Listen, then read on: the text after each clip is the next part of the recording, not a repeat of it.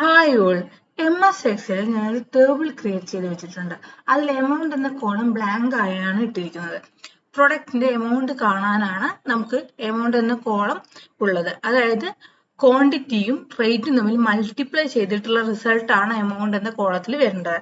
അതിനുവേണ്ടി ഞാനിവിടെ ഉപയോഗിക്കുന്നത് പ്രൊഡക്റ്റ് ഫംഗ്ഷൻ ആണ്. നമുക്ക് പ്രൊഡക്റ്റ് ഫംഗ്ഷൻ ഉപയോഗിച്ച് ചെയ്ത് നോക്കാം. ഈക്വൽ പ്രൊഡക്റ്റ് ബ്രാക്കറ്റ് ഓപ്പൺ ചെയ്യുക. അപ്പോൾ താഴെ സിൻടാക്സ് വന്നിട്ടുണ്ട് നമ്പർ 1, നമ്പർ 2.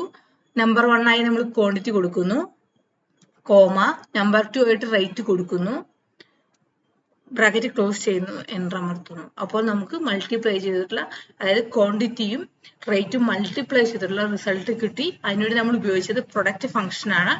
ഈ റിസൾട്ട് ഈ ഫോർമുല താഴോട്ട് അപ്ലൈ ചെയ്യുന്നു.